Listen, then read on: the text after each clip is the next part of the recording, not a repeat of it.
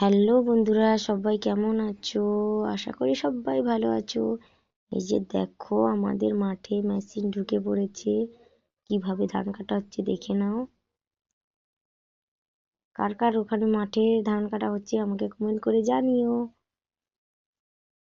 আমাদের এখানে পুরো মাঠটাই প্রায় কাটা হয়ে গেছে এই মেশিনে। অনেকের বাড়িতে আবার হাতেও কেটেছে। মেশিনে খুব তাড়াতাড়ি কাটা হয়ে যায় বাবা, 10 মিনিটে কতটা জায়গা কেটে নিল। ওই যে দেখো, এবার ভর্তি হয়ে গেছে মেশিনে ধান।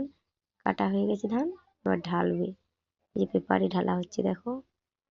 কত সুন্দর সিস্টেম, খুব সুন্দর। কত তাড়াতাড়ি সবকিছু হয়ে যায়।